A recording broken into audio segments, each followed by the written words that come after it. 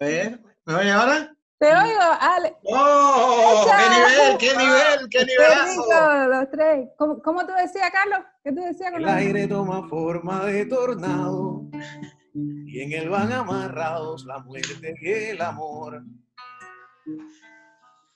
Una columna oscura se Se levanta levanta, y los los niños se niños arrancan los juegos los de juegos de un un tirón. tirón. Echa. Abuela, tus tijeras son rurales que cortan Cortan otros otros males, pero pero este viento viento no. no. Guárdate tu oración, amigo viejo, invoca Peralengo, que nos viene mejor. ¡Eso, Carlito! Nadie se va Nadie a se va a morir, morir menos menos ahora, ahora. que esta Esa mujer mujer inclina te el agrada, inclina el Señor. Señor. Nadie se va a Nadie se va a morir morir la vida. la vida toda. Es un breve segundo de Es este tu sueño. empeño. Nadie se va a morir la La vida vida toda. toda Es es nuestro nuestro talismán, es nuestro manto. manto. Nadie se va a Nadie se va a morir morir menos menos ahora. ahora. El El canto El canto canto de para... la patria es es nuestro nuestro canto. canto de la... ¡Echa! ¡Guajiro! Oye, tremendo arisco, qué rico. ¿Cómo Mira, anda? vamos a hacer algo sabroso con esto, porque la verdad es que yo estaba pensando, ustedes para mí, ustedes dos son de las personas más creativas que yo he conocido, de las personas más constantes, luchadoras. Para mí, Chiquilla. ¿qué son ustedes? Por cierto, ninguno de los dos tiene pelito, ¿eh? Están ahí. No, está la moda. Nosotros estamos en la moda del siglo XXI. Ustedes para mí son como una especie de Juanes, ¿no? De los Juanes que están ahí debajo de Cachita. Que son una especie de cubanos siempre alzando la mano, buscando refugio, buscando cariño, buscando... Como dos Gremlins. Desde un lugar de cubanía. A mí me encanta iniciar esta conversación con ustedes y hacerlo para un Cuba, para las redes, en un momento tan crítico para todos nosotros. No estamos de vacaciones, desgraciadamente estamos en una cuarentena, viviendo un momento muy tenso para todo el mundo. Pero al mismo tiempo es un momento en que, claro, tenemos que crecer, no hay forma de hacerlo si no es así. Qué bueno, ustedes dos son cantores, poetas, músicos. Músico, poeta y loco, como ese. Locos también, por supuesto. Sí, hombre, por supuesto. Y además nos nutrimos, porque yo hasta en mis clases ha estado Alexis enseñándole décima cubana a mis estudiantes norteamericanos. Y ustedes tienen ahí Han dicho esas décimas en Cuba, en un guateque campesino por allá por Guine. ¿Qué te parece? Emocionante aquel guateque, lo vi las imágenes, fue súper emocionante. Ver a los alumnos norteamericanos diciendo décimas en el teatro de Mayabeque lleno, así hasta la bandera. Qué maravilla. Bueno, cuéntame, Alexis, tú estás en Sevilla. ¿Qué haces en tu tiempo libre en esta cuarentena? Dime rápido, ¿cómo la llevas? ¿Qué haces? No tengo tiempo libre. Yo nunca he tenido tiempo libre y no voy a cambiar ahora. O sea, yo cuando estoy en la vida normal, en la carretera, es siempre trabajando. Yo tengo un poema que dice, yo soy un pésimo turista, yo jamás he hecho turismo, nunca he viajado. Te lo puedo asegurar así, nunca he viajado a ninguna ciudad, no sea por trabajo. Yo, los viajes que eso ya he recorrido el mundo porque he tenido que viajar mucho, siempre ha sido viajes de trabajo, por lo tanto no sé hacer otra cosa que trabajar. Estoy encerrado en mi casa y cuando estoy las 24 horas en mi casa es las 24 horas trabajando. Exagerado las 24, pero... ¿Qué cosas nuevas has hecho? A ver, por ejemplo. Estoy dando clases online a muchos cantautores, a mucha gente que está interesada en descubrir y aprender el mundo de la décima y del repentismo.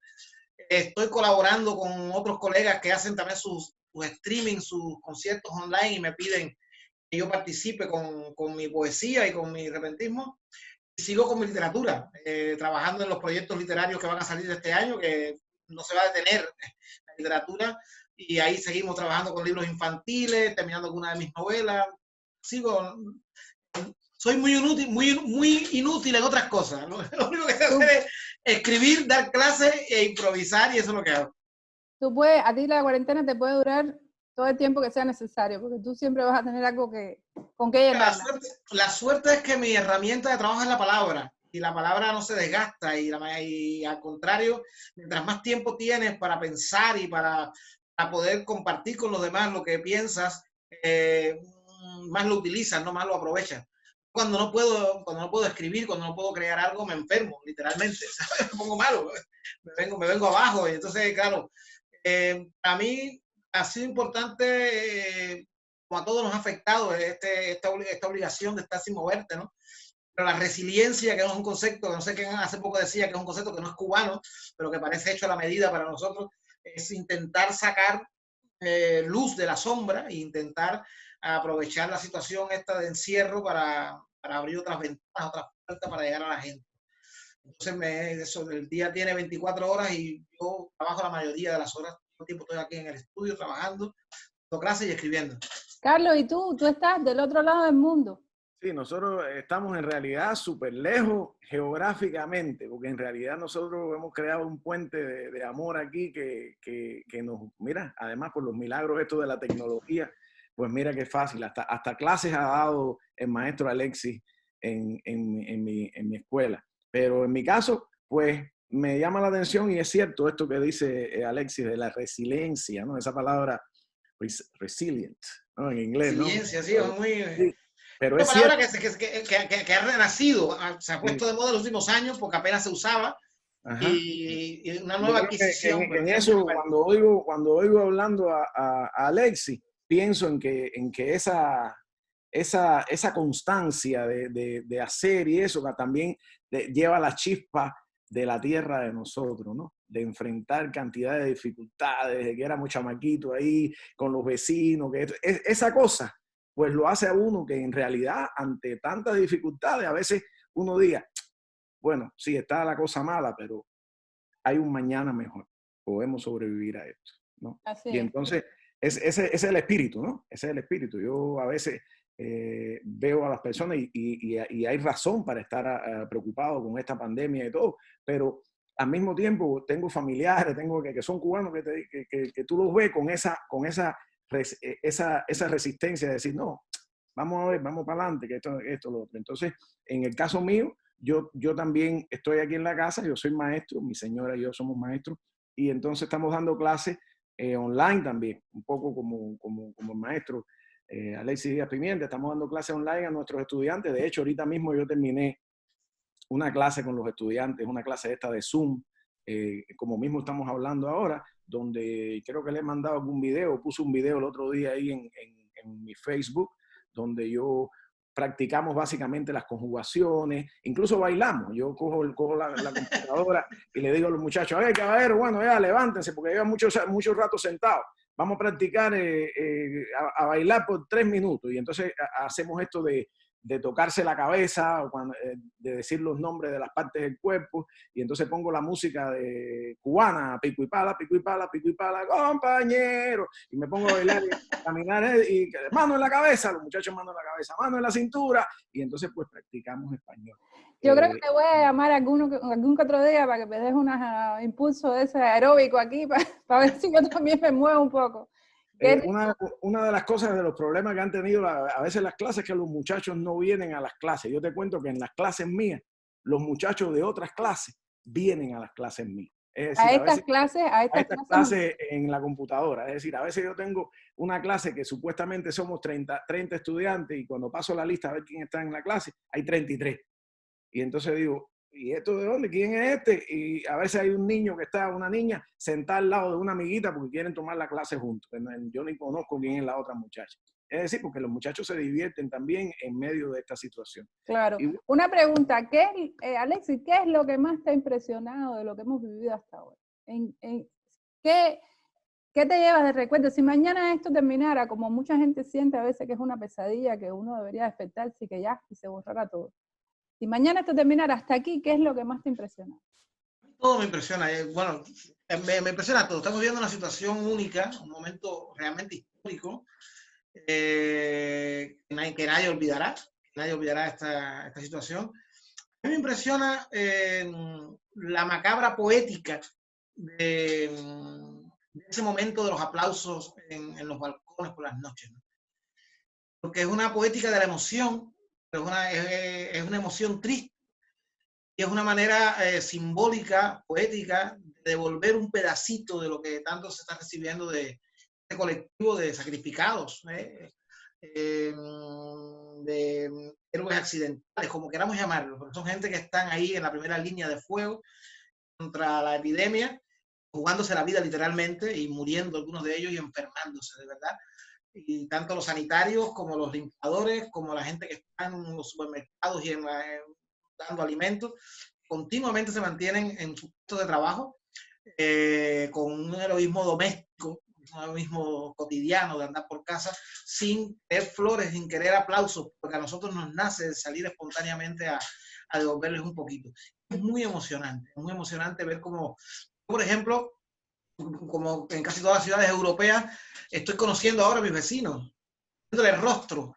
Yo digo, yo tengo un poema en uno de mis libros que habla de que todos los vecinos somos hijos y los hijos de mis vecinos son hermanitos acústicos, porque solamente se conocen por los sonidos que de estas paredes que la arquitectura contemporánea las ha hecho casi transparentes, ¿no?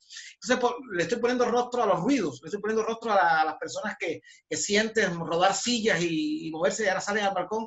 Y se están dando situaciones muy simpáticas, como que me recuerdan la tira aquella cómica que salía en Bohemia, O Vecino, ¿te acuerdas? O Nuestro O vecino, sí, Vecino. claro, claro. La imagen era exactamente a los vecinos. Un vecino de un balcón al otro hablando, gente que no se hablaban o se saludaban con un hola frío, los ascensores. Ayer una vecina le intercambió una manga de hacer churro a la vecina de al lado y se la casó por el balcón. O sea, estas cosas que son absolutamente de emergencia, de contingencia, a mí me emocionan porque yo soy cubano y estamos acostumbrados al grito de balcón a balcón, un poquito de sal, no tiene ajo, fulana. Estamos acostumbrados al balconeo. Entonces nosotros que somos gente del balconing afectivo, ¿no? Somos gente que estamos acostumbrados a pedir el ajo y la sal y el azúcar y a avisar cuando comienzan los muñequitos para que el niño venga de balcón a balcón. Eso en Europa no se vivía, no lo habíamos visto. Y aquí ahora mismo, el domingo pasado o el sábado, el vecino de enfrente sacó para el balcón una grabadora y puso a todo volumen unos minutos antes de los aplausos la canción de Resistiré, que se ha convertido en un himno, y todos los balcones estábamos cantando y siguiendo el ritmo con las palmas. Había un concierto en la calle. Y eso no lo había vivido yo en España nunca, llevo 26 años aquí. Y entonces eso me quedo también con eso, como el renacer de la cotidianidad afectiva, vecinal, que se había perdido y que en situaciones de contingencia, es verdad que en algunas zonas, en algunas personas puede salir lo peor, pero la mayoría de la gente sabe lo mejor del ser humano, ¿no? Y hemos vuelto a necesitarnos, a saber que el otro puede necesitarnos en cualquier momento y que nosotros estamos dispuestos a ayudar y a estar a servicio de los demás. En Cuba ya se ha empezado a hacer aplausos también. Ayer creo que empezaron con los aplausos a las 9, anoche no, antenoche. O sea, ayer, la antenoche fue como el calentamiento inicial. El ensayo. A ver cómo funciona. Ayer parece que sí, hubo mucho más gente, mucho más ruido. Me imagino que en cualquier momento en Cuba se pase de los aplausos a las tumbadoras, a la rumba, al vaso y la cuchara. En cualquier momento no sé. Es una situación bien compleja, Milena y Carlos, porque claro, ¿cómo tú sobrevives a una situación tan dolorosa? O sea, las cifras de fallecidos en España es espeluznante. Estamos hablando de unas cifras que no me gusta ni repetirlas, porque son 800 y tantos fallecidos diarios, en un solo día. En un día, en 24 horas. Yo tengo amigos enfermos, amigos que han salido de la enfermedad, amigos que tienen a sus padres enfermos. O sea, que no son nombres anónimos, son nombres que tú les pones nombre y apellido, son gente que tú conoces.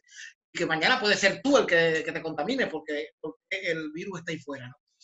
Entonces, es muy complicado cómo logras equilibrar las emociones, ¿no? Yo estoy subiendo una décima diaria. Buenos días, optimista, pero a veces el optimismo es lo que dura el segundo de la décima y después hago así, me desinflo porque es otro día más. Y eso que yo me autorregenero aquí dentro, ¿no? Pero supongo que hay mucha gente que no se autorregenere, que no Tú eres pueda. resiliente. Resiliente Qué natural. Tan complicada. Yo no sé decirla bien. Mira, Carlos, ¿y tú? A ver, cuéntame. Yo iba a decir, estaba oyendo a Alexis, y es cierto, ¿no? A veces me pongo a pensar así como esto puede sacar en alguna gente lo peor, pero en general en la humanidad, en todos, ¿no?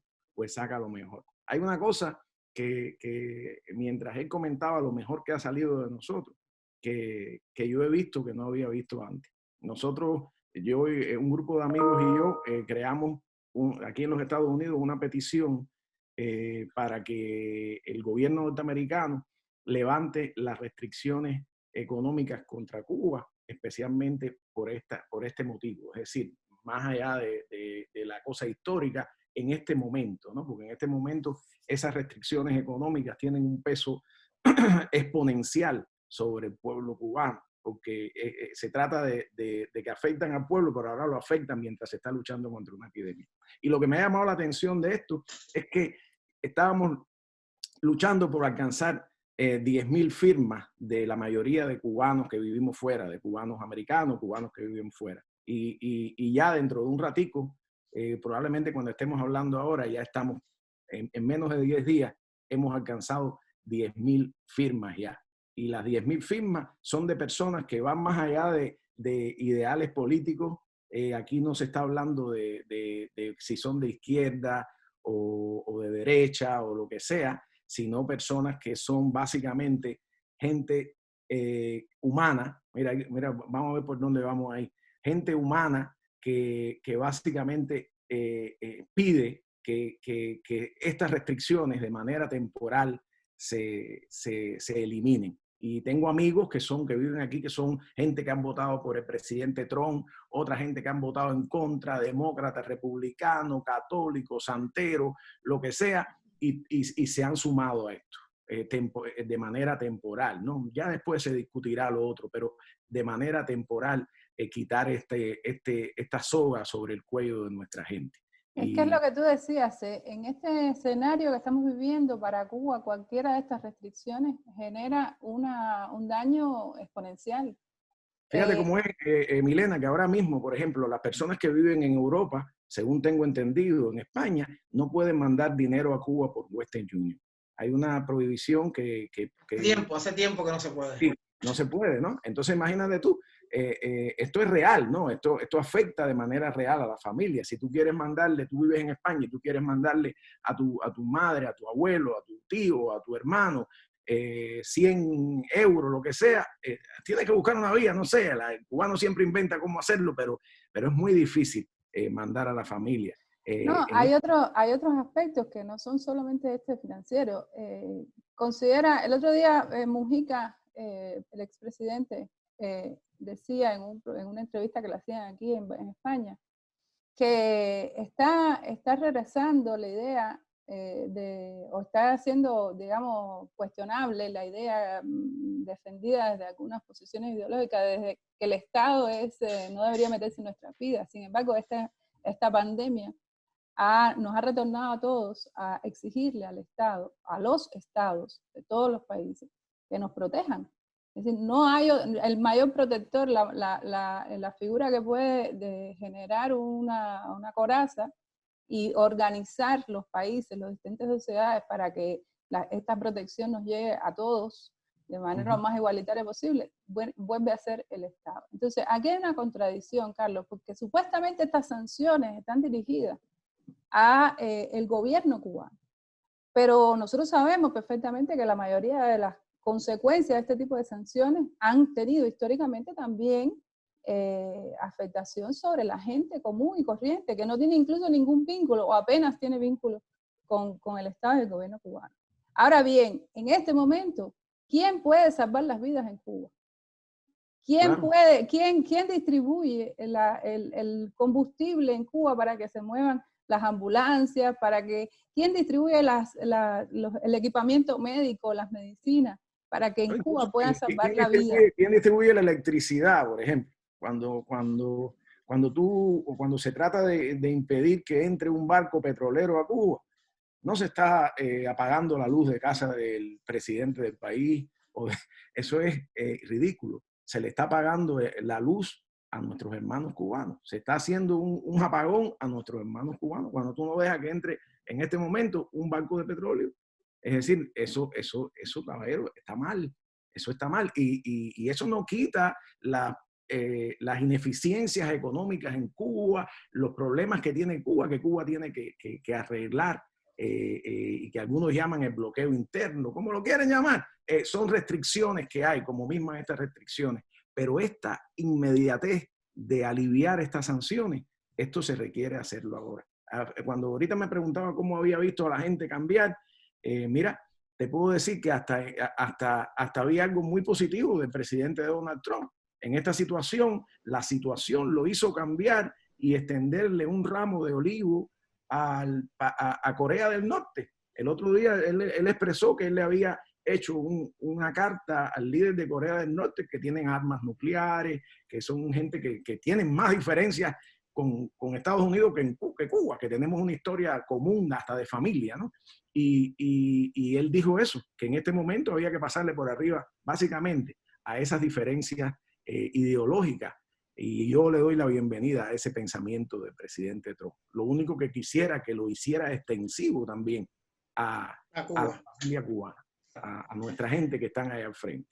Es que es elemental que estamos en una situación de alto riesgo, de real peligro, para las vidas, para las personas, y una restricción de cualquier tipo que limite la adquisición, la entrada, la posibilidad de una normalidad dentro de la anomalía social que significa confinamiento, la cuarentena y la propia epidemia, que puede durar meses. Esto es una cosa que son especulaciones ahora mismo a nivel científico, incluso se está especulando porque no hay verdaderamente informaciones fidedignas que al 100% puedan decir que esto va a parar en qué momento, y no podemos correr el riesgo de que nuestra población, de que nuestros hermanos, nuestros padres, nuestros abuelos, nuestros amigos, nuestros compañeros estén ya encima de la situación de precariedad económica que en general caracteriza al país, estén confinados en la penuria y en la falta de recursos para salvarse la vida cuando haya contaminado, cuando haya enfermo, cuando haya contagiado. Entonces, claro, un problema humanitario absolutamente, un problema humano elemental, de que no debe haber sanciones ahora que impidan que Cuba tenga acceso a los recursos sanitarios, los recursos económicos que pueda cualquier otro país necesitar, y Cuba, como otro país del mundo, necesita también la ayuda. Cuba ha sido un país solidario, eso no hay ni que negarlo, con todos los países que han pedido en su momento, en terremotos, epidemias, tsunamis, cualquier desastre natural, ahí ha estado Cuba poniendo lo que tiene, en este caso médicos, ¿no? Pero el bloqueo, el embargo, el cerco económico al país, mientras dure esta epidemia, se puede convertir en una actitud absolutamente genocida. Así, que es muy difícil. ¿Ustedes creen que la mayoría de los cubanos en Estados Unidos, por ejemplo, estarían dispuestos a apoyar, digamos, una cosa como esta, una moratoria de sanciones, mientras dure la crisis? Me gusta creer que sí. Me gusta creer que sí, que basta ser cubano para decir, bueno, mira, hasta que acabe esto, moratoria absoluta, y que Cuba pueda acceder a los medicamentos y a todos los recursos que necesite para que no mueran nuestros mayores, para que no se enfermen nuestros jóvenes, y para que el país no sea víctima también de una epidemia como esta, ¿no? Espero que sí, que la mayoría de los cubanos se den cuenta de que... Yo estoy de acuerdo con Alexis. Yo creo que sí, no solamente espero, creo que sí. Prueba de eso es que la mayoría de las firmas que tenemos nosotros ahí, las 10.000 firmas, son de cubanos americanos. La mayoría son de personas aquí. Y gente que cuando tú hablas con ellos, incluso gente que de posiciones conservadoras, cuando tú hablas con ellos, muy conservador en esto del embargo y todo, y uno le explica, porque a veces el embargo se convierte en una cosa retórica, ¿no? En un ejercicio retórico. ¿Hay embargo? ¿No hay embargo? Yo recuerdo cuando yo era niño, que cada vez que había una dificultad económica en Cuba, que casi siempre se le podía atribuir a la ineficiencia de sistemas administrativos, eso, nosotros mismos fastidiando decíamos, échale la culpa al bloqueo, ¿no? Pero cuando tú le dices a la gente, en realidad, a personas que están a favor de esta línea dura, chicos, y tú estás a favor de que tú le puedas mandar dinero a tu familia si estás en otro país, tú estás a favor de que vayan las personas a un restaurante cuando estaban los restaurantes privados, o a quedarse en casas particulares, y la gente te dice, sí, yo estoy a favor de eso. Tú estás a favor de que los vuelos, ahora cuando estaban los vuelos abiertos, de que los vuelos vayan a Santiago de Cuba o al interior del país desde los Estados Unidos, y esa misma persona te dice, sí, yo estoy de acuerdo con eso, claro, mi abuelita que vaya, que no tenga que coger una guagua, un carro para ir a Santiago. Entonces, básicamente, aunque retóricamente hay quien te puede decir, no, yo estoy a favor del embargo, cuando tú pones los ejemplos, y te estoy hablando de los últimos ejemplos, de cosas que se han agudizado más, tú lo pones ahí y se lo enseñas, esas mismas personas te dicen, no, yo estoy de acuerdo con eso. No, yo no estoy de acuerdo con que hayan quitado los viajes. No, Carlos, yo no tú estoy... sabes que yo estoy de acuerdo, yo he oído todos esos criterios también y los hemos vivido, pero también hay cubanos que se preguntan, bueno, y el bloqueo interno. Hay gente que esgrime eso, ¿no? La idea de que hay una serie de cosas por hacer en Cuba que no se hacen, o medidas que no se toman, o soluciones a las que no se llegan, y que prohibiciones, impedimentos y situaciones que también, digamos, enfatizan todavía más las penurias y las situaciones delicadas en las que se vive en Cuba. ¿Cómo deslindar en este análisis una cosa de la otra, si es que es posible deslindar? Bueno, mira, primero que todo, yo no soy un experto en este tema, pero te voy a dar mi granito de arena sobre esto. Yo creo que hay una pila de cosas en Cuba que deben ser cambiadas, que deben ser modificadas, que deben ser abolidas, es decir, que deben liberar las fuerzas productivas de la sociedad cubana, y no solamente en lo económico, sino también en cuanto a hacer una Cuba más tolerante y más democrática. Ahora, y eso le podemos llamar el bloqueo interno, ¿no? Le podemos llamar el bloqueo interno. De hecho, a pesar de que yo soy un simple maestro, a veces, en la medida de mis posibilidades, cuando tengo tiempo, he abogado también por estas cosas. Yo tengo un artículo escrito ahí el día 1 de marzo de este mes, donde básicamente le pedía, entre otras cosas, el artículo le pedía al gobierno cubano que eliminara restricciones que le prohíben a los cubanos, a determinados cubanos que no pueden entrar al país. Y me referí específicamente a los médicos, a los profesionales que por haber abandonado una misión en otro país y haber cometido una falta administrativa, como la quiero, haber roto un contrato, no pueden ir a Cuba y no pueden ver a su familia por 8 años. Y una de las razones por las que creo que esto debe ser eliminado, además de que es injusto, es porque además castiga a otras personas más, es decir, a las familiares que viven en Cuba, a los hijos, a los abuelos, a una pila de gente. Es decir, es cierto que existen estas cosas y cada cual debe tratar de encauzarle y cada cual debe abogar porque estas cosas cambien y porque estas cosas se mejoren y porque hay un cambio dentro de la sociedad cubana que traiga, que haga una sociedad más próspera y más tolerante. Ahora, está bien, vamos a hacerlo y vamos a seguir abogando por eso. ¿Me entiendes? Y abogando, hablando, ¿no? No solamente ofendiendo, porque es muy fácil ofender y esto y lo de ellos, no, sino abogando, dando argumentos, hablando con el hermano, diciéndole, mira, esto está mal, esto no debe ser así, y convenciendo.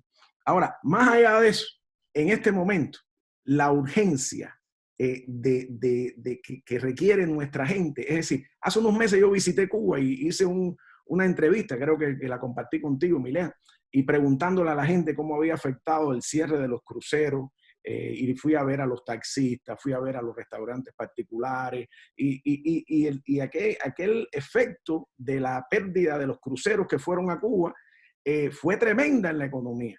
Imagínate tú ahora. En la economía de la gente común, o sea, no del estamos pueblo, hablando de la gente del pueblo. Tú ves un taxista y la gente te dice, bueno, pero no todo el mundo es taxista. Sí, pero ese taxista tiene madre, tiene padre, no todo el mundo tiene una casa particular de alquilar. Sí, pero esa señora que tiene una casa particular emplea a otra señora que es la que limpia en la casa. No todo el mundo tiene un restaurante. Sí, pero ese restaurante tiene dependientes que viven de eso, ¿no? Yo creo lo mismo que Carlos. Yo creo lo mismo que Carlos, es una situación extrema. Son extremas. O sea, nosotros que somos la generación que nos dio el periodo especial, jóvenes, y que vivimos el periodo especial en carne propia, o sea, que no lo leímos los libros, ni hemos tenido que recurrir al cine para enterarnos de lo que se vivió. A cada uno de nosotros tiene su propia experiencia del periodo especial. Si esto sigue así, que va a durar por largos meses, el periodo especial va a parecer el paraíso al lado de lo que puede llegar. A nivel de carencia, a nivel de necesidades, a nivel de penuria y a nivel de de salud doméstica, de salud física, de salud psicológica de los cubanos. Fíjate, eso ya no es una especulación, ya hay economistas diciéndolo. O sea, esto va a tener una repercusión peor que la que fue en su momento. Pero no hay que ser especialista, no hay que ser adivino. Yo le estaba diciendo a mis amigos, a mi familia aquí en España, lo que viene ahora aquí en España no lo han vivido nunca esta generación. O sea, se va a llegar a unos estados casi de posguerra. Si no, la economía española va a entrar en una recesión profunda y la situación real de la sociedad española dentro de nada va a ser realmente, nosotros los cubanos ya sabemos lo que es eso, pero aquí ¿no? Hay 3 generaciones de españoles que no han vivido en esa carestía, en esa carencia, en ese absoluto nada. Entonces, yo que viví un periodo especial y como Milena y como Carlos vivimos esa situación de carencia de todo, recorrer La Habana entera y muchas veces encontrar solamente infusión para comer y tener que seguir trabajando, montando en bicicletas y sin combustible. Estábamos en una situación donde no había una amenaza física, una amenaza de enfermedad para estar en la calle buscando la sobrevida. Entonces, imagina a toda esa penuria, a toda esa carencia que se le sume esta amenaza real que está ahí fuera, que es el COVID. Y entonces, claro, la situación en Cuba puede ser tan lamentable que yo creo que un cubano que no se dé cuenta de esto ahora, no sé, no es un punto calificativo, no puede ser que no nos demos cuenta del peligro que se avecina sobre nuestros familiares, sobre nuestros vecinos, sobre nuestros compañeros, sobre nuestros compatriotas, ¿no? Entonces, por un sentido elemental, hay que abrir todas las puertas. Y volviendo al tema de los bloqueos internos, por supuesto que los bloqueos internos en Cuba existen y por supuesto que los bloqueos administrativos y la lentitud de los procesos de cambios que se avecinan, que se avisan, pero que no llegan nunca, hacen mucho daño en esa sensación que necesita esta generación. Hablo de la generación de mis hijos, que son muchachos jóvenes, también la nuestra, que ya ha pasado por varias etapas de penuria concentrada. El país necesita una sensación absoluta de apertura, de movimiento, de que salimos del inmovilismo y de que a ese bloqueo exterior no se suman bloqueos mentales, ideas que ya no están, que ya no corresponden con la época que nos ha tocado vivir. Estamos en otro mundo, absolutamente. Y como yo no soy ni politólogo ni especialista en estos temas, tampoco me puedo ampliar en ese sentido, ¿no? Pero yo hablo desde el punto de vista del cubano de a pie. Yo soy un cubano de a pie, yo soy un cubano de la calle y mi familia es una familia humilde de Luyanó, de San Miguel del Padrón, donde diariamente, continuamente se viven las penurias que viven los cubanos, el 90% de los cubanos, y hablo de porcentajes sin tener ni idea exactamente de ese concepto demográfico, ¿no? Muchos de los cubanos pasan unas penurias absolutas por el bloqueo exterior, pero también con las penurias diarias nuestras de bloqueos internos y de mentalidades absolutamente ancladas en otra época. Hay que abrir todas las puertas, hay que abrir las mentes, hay que saber que estamos en otra época, que es otro mundo, y que no puede ser una metáfora lo de abrirse al mundo, que el mundo se abra a nosotros. Hay que abrir de verdad, hay que abrir de verdad. Estamos cansados de bisagras y de llaves y de candados, para seguir en términos metafóricos. Claro. Lo que toca ahora de verdad es abrir nuestros corazones, nuestras mentes, para que no lleguemos nosotros mismos a lamentar la situación precaria en la que puede hundirse el país, ¿no? Yo creo que al principio de la cosita, Milena, dime. Antes que se me vaya esto, para de hablar de esto, de las consecuencias de esto. Y más allá de que si levantan el bloqueo o levantan ciertas restricciones, porque incluso cuando yo hice mi petición, yo no puse levanten el bloqueo, porque eso es muy, es decir, levanten sanciones económicas que le impiden o entorpecen el desarrollo económico, básicamente, las que puedan, las que sean, cualquier cosa que levanten y que sea de liberalizar en ese sentido, que se permita que entren cosas, es bienvenido. Pero más allá de eso, incluso, yo creo que se acerca un momento difícil para Cuba, pero también se acerca un momento definitorio y un momento muy especial para los cubanos que vivimos afuera. Porque si bien el comercio entre los países, la relación normal, mejora todo, en este momento nosotros vamos a ser definitorios en ayudar a nuestros hermanos en la isla.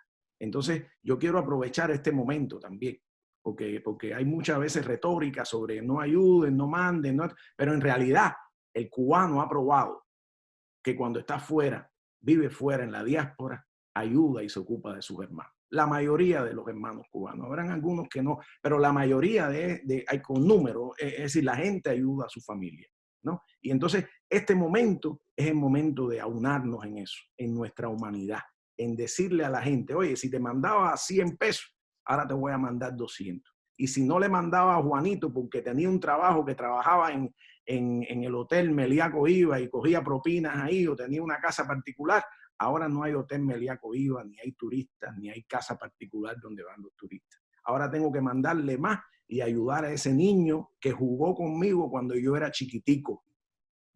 Y a esa viejita que me dio un plato de sopa cuando yo no tenía que comer. Y a aquella señora que me llevó a la escuela a mí con su hijo, que me llevó de la mano. Este es el momento de ayudar. Y espero y estoy seguro que ese reto nosotros lo vamos a enfrentar. Estoy segurísimo. De todas maneras, Carlos, la situación es tan compleja.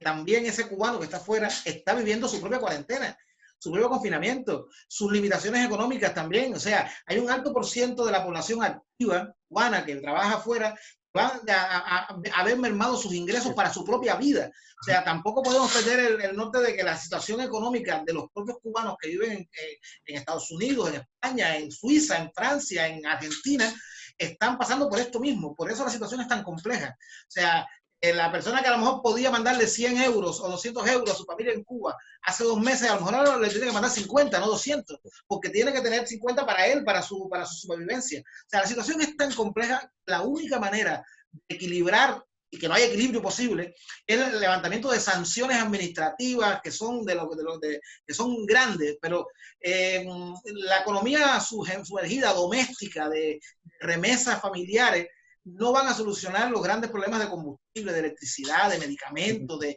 transportación, que son los que van a golpear al cubano en general. Cuando llega una cosa como esta, se enferman los ricos y los pobres, los que tienen carro y los que no tienen carro, los de a pie y los de bicicleta. Aquí ahora no hay limitaciones. Por lo tanto, claro, Alexi, ahora ahí, perdóname que te interrumpa, yo estoy de acuerdo en eso completamente, te copio completamente tu idea, pero fíjate que no todos partimos de la misma situación. O sea, no todos tuvimos la misma situación de partida para encarar la crisis. Y en ese sentido, si lo viéramos de forma global, Cuba está partiendo en las peores condiciones desde el punto de vista económico. Muy buenas condiciones, por ejemplo, desde el punto de vista organizativo. Hay un sistema de salud bastante bien organizado que está pudiendo hasta ahora dar cuenta de es decir, resolver los elementos de la crisis epidemiológica propiamente. Pero con esto digo que no sería muy bueno, sería muy lindo que los cubanos entendiéramos que tenemos que tratar de remar todos para el mismo lado. Y en ese sentido, con lo que podamos, con la fuerza que podamos. Me entiendo tu punto. Ahora a lo mejor no puedo mandar 50, pero mando 25. Pero de todas formas, mi interés como cubana, ¿en qué está? En ver cómo desde mi balcón salvada, cómo los demás se hunden, o ver cómo podemos todos salir al mismo tiempo de la situación. Tanto los cubanos que están dentro de Cuba como los que están fuera, por esa suerte de transnacionalidad en la que vivimos, ¿no? Una isla que se ha ensanchado, que va mucho más allá del territorio físico del país. Entonces, a mí me parece que eso es clave ahora, es un pensamiento nuevo. Y me gusta la idea esta que decía Carlos, de que un antes y un después, también en ese sentido, ¿no? En el sentido de la unidad posible entre los cubanos, de la hermandad posible entre los cubanos. No sé cómo ves eso. Sí, no, absolutamente de acuerdo. Mira, la sociedad cubana es bien compleja, lo sabemos todos, los tres somos cubanos y nos ha tocado combatir al mismo tiempo.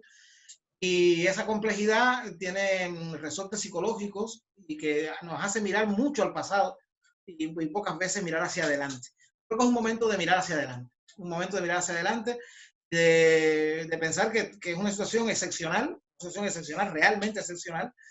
Ya no depende de otros factores que no sea el de salvar vidas, porque yo creo que los cubanos que vivimos fuera, los cubanos que viven en ese concepto de transnacionalidad que me ha encantado, no lo había pensado así, ¿verdad? Que la nación cubana ya no es solamente el archipiélago nuestro, sino que todos estamos en distintos lugares y las nuevas tecnologías permiten que estemos cada vez más cerca, más comunicados. Debemos tener conciencia de que esto es un momento que puede servirnos para luego, para cambiar la forma de ver nuestra relación con la isla y con nuestros familiares, con nuestros parientes. También los de dentro, yo creo que también servirá para cambiar esa relación con sus clientes que viven fuera, porque te digo, es una situación tan excepcional que afecta no solamente a los que están dentro de Cuba o de Argentina o de México o de Filipinas, afecta también a los que están fuera, que son de esos países, en su relación con sus familiares y con sus compañeros, con sus compatriotas, ¿no? Entonces, yo sí creo lo venía conversando ayer con un amigo y estamos todo el día filosofando y hablando sobre la situación de este momento excepcional. Yo sí creo que van a cambiar muchas cosas en el mundo y ojalá que para nosotros los cubanos también cambie esa relación con el otro, ¿no? Que se termine de verdad. A veces a mí me duele mucho, a mí me entristece mucho las relaciones fratricidas, el cainismo gratuito que a veces se respira en ciertos comentarios. Las redes sociales tienen muchas cosas buenas, pero tienen otras cosas que son nefastas y que permiten sacar ese espíritu cainita que a veces está escondido, está soterrado, pero sale a la primera de cambio. Ojalá que eso sea lo primero que cambie, lo primero que muera, el espíritu cainita, que tampoco es patrimonio de los cubanos. Yo aquí en España continuamente veo también un espíritu de cainismo impresionante y están a la mera de cambio para caerse a la yugular unos contra otros, esas famosas dos Españas que viene de la guerra civil. Ojalá que en Cuba logremos que a partir de una desgracia como esta, cambiemos la forma de mirar la relación con el otro. El que piensa distinto, con el que no está de acuerdo, con el que la pasó mal, la está pasando mal, o tuvo alguien que la pasara mal y tiene derecho a tener resquemores, rencores, pero que ese rencor no se convierta en odio, que ese rencor no se convierta en piedras arrojadizas siempre, continuamente, contra el otro que piensa distinto o que ha tenido otra experiencia vital. Esa realidad compartida, ¿no? Porque todo el mundo no ha tenido la misma relación con su país, pero ni aquí, ni en España, ni en Francia, ni en Cuba. Es una realidad, no hay un país monolítico, ni hay una relación monolítica individual con la estructura social en la que uno vive y se desarrolla. Entonces, intentar extrapolar relación con el entorno, con la sociedad en la que vive, al resto de los contemporáneos, de tus compañeros, de tus amigos, es bastante abusivo en ese sentido. Yo creo que esto nos puede servir para reflexionar y para decir, bueno, venga, un poquito de sosiego, un poquito de por favor, como dice el humorista. Un poquito de por favor. Mira, las trenzas. Mira, ahora quiero ilustrar esto que estamos hablando, ¿no? Porque este es el momento en que nosotros tenemos que hablar, que tenemos que tener paciencia. No te voy a poner de cerca aquí para problemas de privacidad, pero esto es una conversación mía con alguien hace una hora y pico antes que empezar a hablar. Y entonces la persona esta me manda, como sabe que yo estoy en esta campaña de levantar restricciones a Cuba, me manda que bloqueo interno. Entonces, yo le explico que sí, que es verdad que hay cosas, bloqueo interno, que esto, pero que en este momento esto de mandar dinero, que esto, que lo otro, y la persona pues me dice, te entiendo, pero ¿por qué este país tiene que torcer el brazo primero? Y no es Cuba la que tiene que torcer el brazo primero. Y los precios del pasaporte, y yo le digo, es verdad, mi hermano, te entiendo. Dice, quiere lo mejor para su patria. Entonces, mira, mi hermano, le dije, no vamos a polemizar ahora. Le escribo, ¿no? Porque yo te estimo y hablar de estas cosas desde esta perspectiva, no dice, y el tipo, el amigo me sigue escribiendo, el bloqueo no existe, eso es un cuento, como si no me oyera, ¿no? Y entonces digo, no, está bien, lucha por lo que tú creas, mi hermano, tratando de mantener este diálogo, ¿no? Y me dice, lo que no paga, no tienen crédito, es decir, es una retórica que se ha aprendido, ¿no? Entonces digo, no debemos discutir más, ¿no? Me sigue el hombre escribiendo que si la revolución fuera buena, no sé qué cosa, y yo le digo, de verdad que no debemos discutir de esto. Digo, le sigue el hombre diciéndome cosas, digo, de verdad que hay mil cosas que tenemos en común, familia, cultura, patria, humanidad, contra. Tú dices cuántas veces te he robado eso en este chat, el tipo no me oye, el tipo está escribiendo, ya, termina la cosa. Digo, ahora cuando tú tengas un ratico y se te pase el berro, cuando estés tranquilo, ve y revisa nuestra conversación. E imagínate que hubiera sido frente a frente, a ver si tú crees que es correcto, hermano, que tú me hables así y que en general hables así cuando alguien que te estima está diciéndote, sí, claro, deja eso, vamos a hablar después. El hombre sigue escribiendo y digo, coño, hermano, tú no tienes freno. El hombre sigue escribiendo y escribiendo. Es decir, es así, ¿no? Sí, hay mucha gente que está muy irascible, hay mucha gente que está muy cargada. Ese espíritu cainista también está un poco agresado por el miedo. Yo creo que hay miedo a veces, hay temor al otro distinto, hay poca capacidad de empatía. las redes sociales nos ponen a todos muy irascibles. Hay un espíritu de crispación continuo en el aire, hay un espíritu de crispación continuo en el aire, y es verdad que el soporte comunicativo de las redes sociales es muy peligroso, porque el soporte comunicativo, en realidad tú estás dialogando contigo mismo a través de un teclado. O sea, en realidad es como las personas que se hablan a sí mismos y solamente se están oyendo. Por eso él no miraba tu chat, porque él está continuamente, él está hablando con sus dedos, con sus propios dedos, y no tiene manera de levantar la vista. La comunicación, los diálogos necesitan solamente de contacto vocal, contacto enunciativo, necesitan contacto óptico, la mirada, porque el lenguaje no es solamente palabras.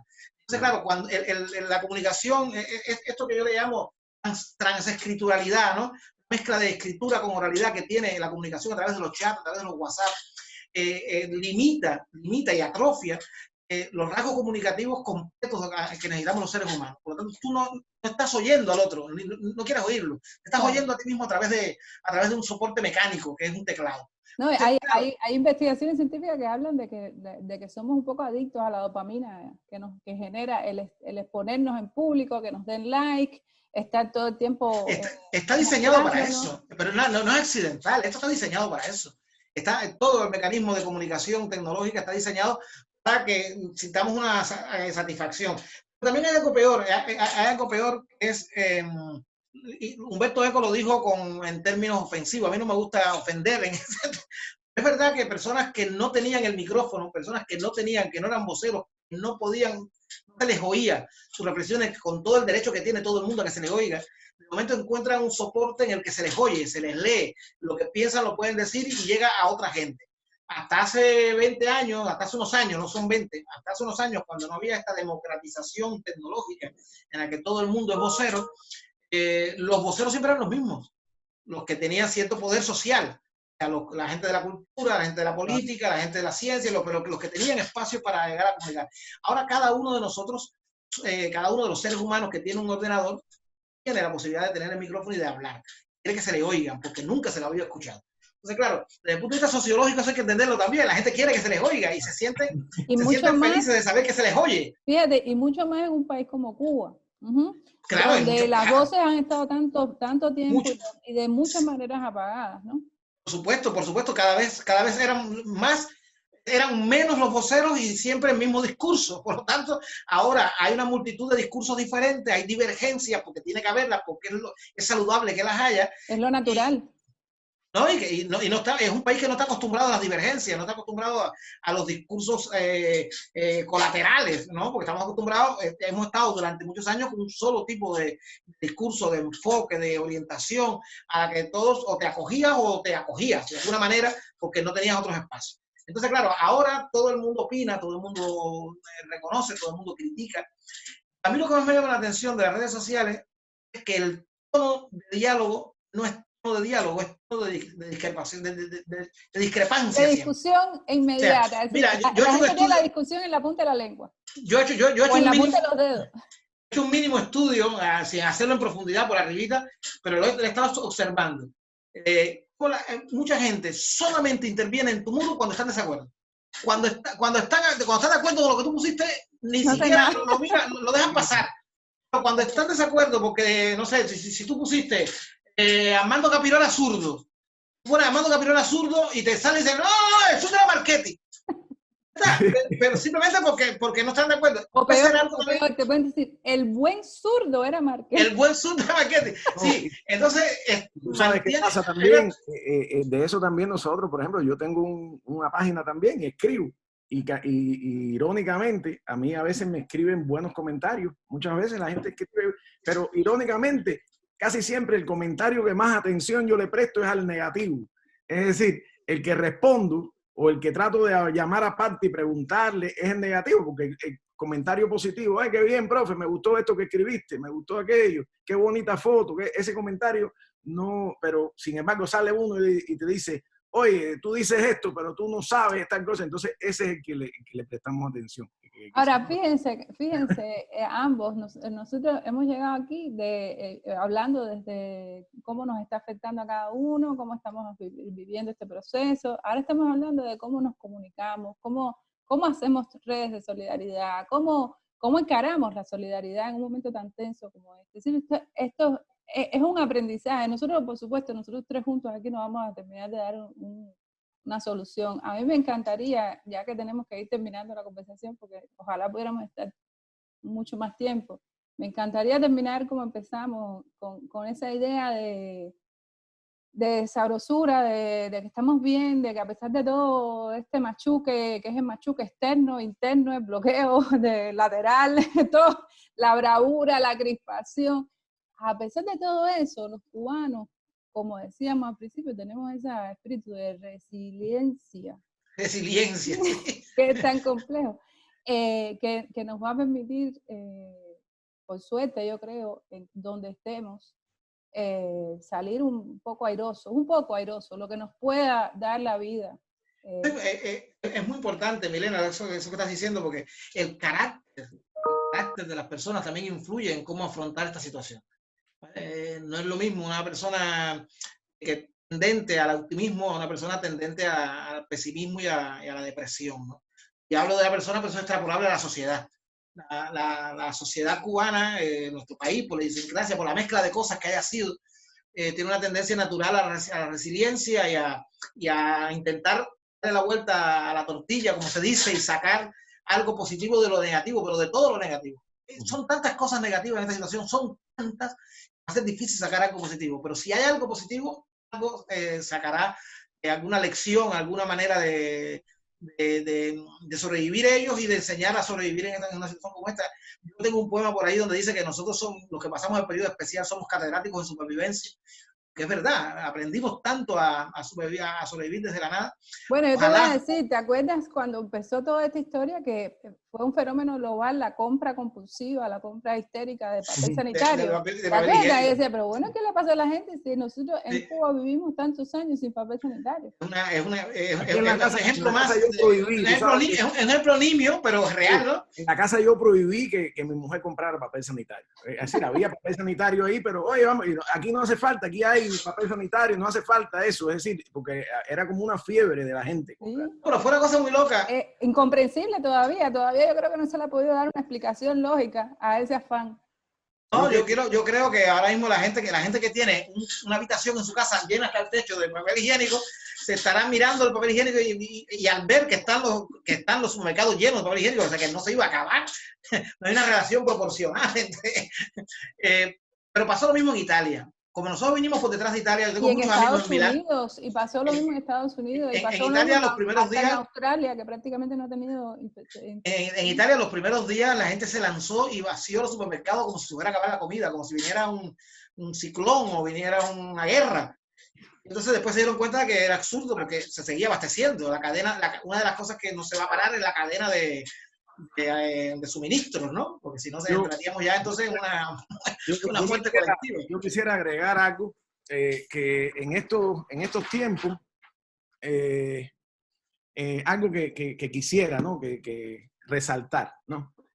A veces, como bien decía Alexia, a veces en esta situación la gente recibe esto de manera diferente. Hay quien la toma de manera positiva, hay quien la toma de manera negativa. Tiene que ver con las características también psicológicas de la persona, cómo es el ser humano ese, su personalidad, su carácter. Pero yo quisiera resaltar para todo el que oiga esto y para todo, y sobre todo para los cubanos, porque esto va dirigido más que todo a nuestros hermanos en la isla y a nuestros hermanos que viven fuera.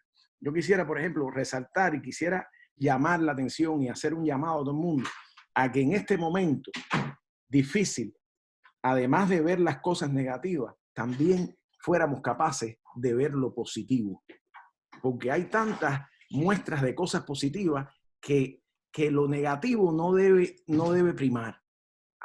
Incluso si estamos en desacuerdo políticamente con un gobierno, lo que sea, había un pensamiento de José Martí que decía que admirar lo admirable no quita mérito a la defensa de una causa. Es decir, tú puedes admirar algo de alguien, de un enemigo, de un amigo, de una persona que discrepa contigo y todavía admirar cosas positivas. Y entonces, a veces las ideologías no nos dejan ver lo positivo del otro.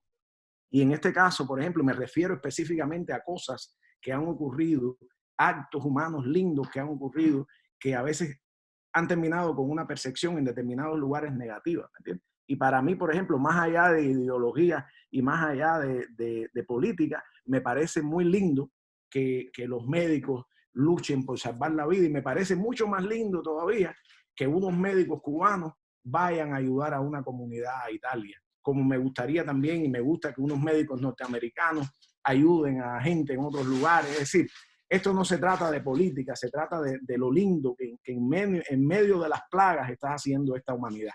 Lo mismo cubanos, norteamericanos, chinos, lo que sea. Es decir, y no debemos dejar que esas cosas se opaquen por nuestras diferencias. Entonces, desde mi granito de arena aquí, un abrazo a todos los médicos del mundo y en especial a los de mi tierra, que con tan pocos recursos hacen tanto. ¿Oíste? Oye, Carlos, es difícil hablar con ustedes porque ustedes son personas que le dan un subidón de sentimentalidad y de poesía también, porque todo lo que dice que está lleno de esa simiente. Yo los quiero mucho a los dos, personalmente los admiro extraordinariamente. Te queremos, recíproco. Igualmente por aquí, Milena. Les agradezco muchísimo esta aventura iniciática. Vamos a ver cómo nos sale. No les doy garantía técnica ninguna, pero supongo que sí, que nos salga de esta manera distinta de comunicarnos en tiempo de cuarentena. Ojalá que no sea la última entrevista, ojalá que no sea, bueno, esto no fue exactamente una entrevista, sino más bien una conversación entre tres. Sí, mira, siempre es agradecible conversar contigo, con Carlos, y es verdad, una de las ganancias, entre comillas, que se va a sacar de esto, una de las ganancias que ya va a ser irrevocable, es el teletrabajo, la tecnología streaming, los recursos online en función cultural, por ejemplo.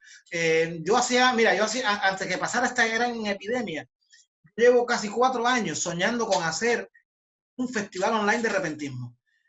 Por falta de recursos tecnológicos y por falta de conocimiento tecnológico, lo había conversado con un amigo mío de Madrid, con otro amigo mío de Medellín, informático. ¿De qué manera yo puedo poner a los repentistas de todos los países del mundo a que compartamos la pantalla?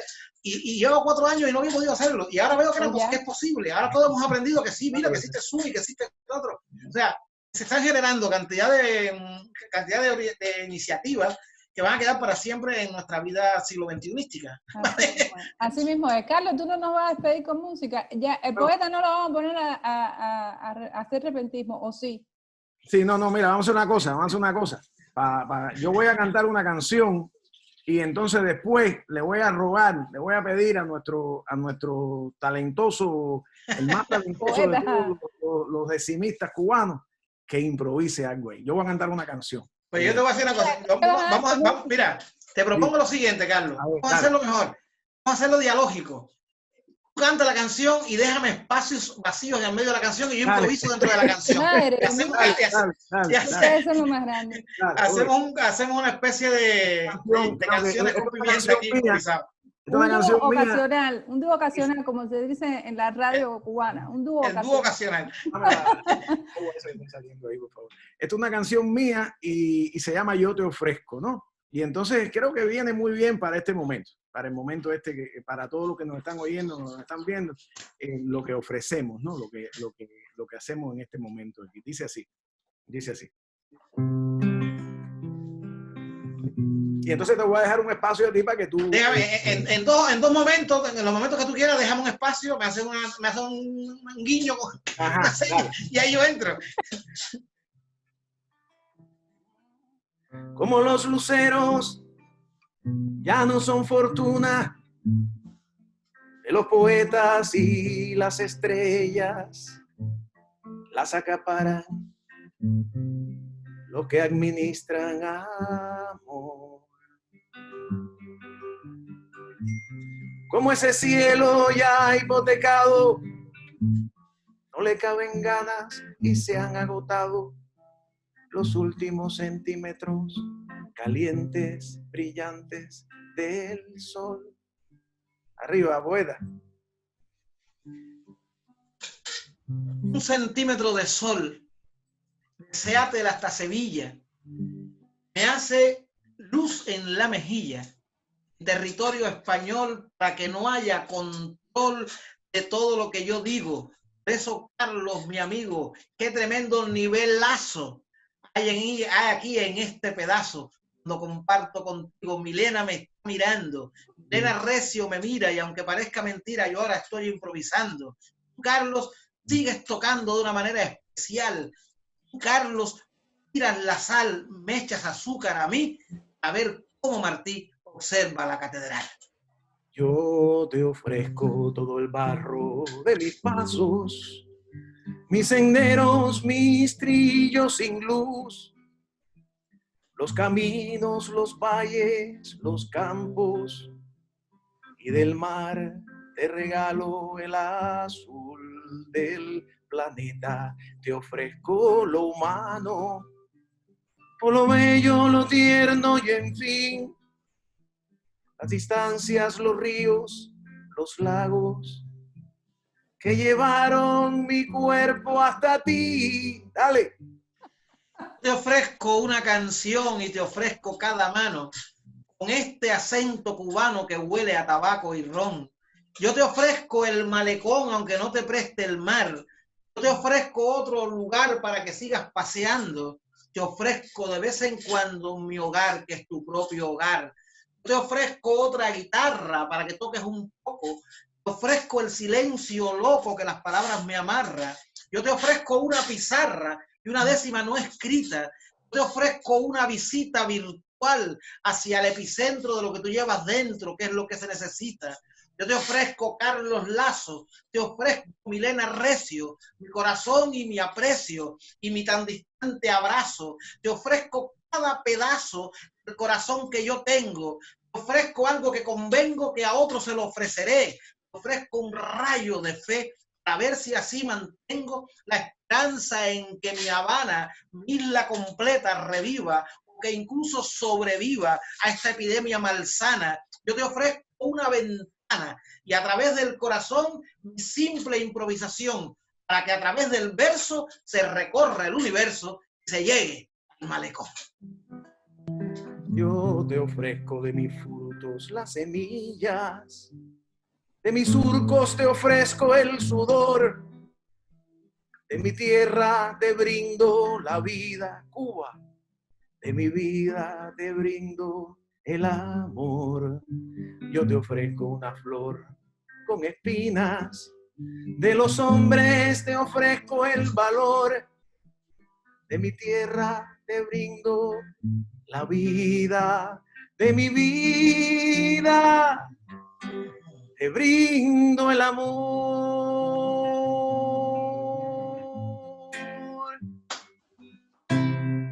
Eres un maestro. Se llama Nivel Lazo. Nivel Lazo. ¿Quién dijo que nos salen así unos besos? ¡Qué nivel Lazo! Caballero, qué lindos son ustedes. Gracias, de verdad. Gracias, bueno, Milena. Acuérdate de cuando cierres esto, grabarla. Es decir, te va a preguntar. Claro, si no vaya a hacer que ahora termine. Gracias por recordármelo. No, porque yo no controlo nada de eso. Eso ya. Bueno, un abrazo y Lo quiero. Qué gustazo, de verdad. Cuando todo pase, te quiero, Alex. Que no sea la última vez. La próxima vez hablamos de literatura, de música, de lo que sea. Sí, claro. Besos. Chao. Chao. Quiero. Chao, chao.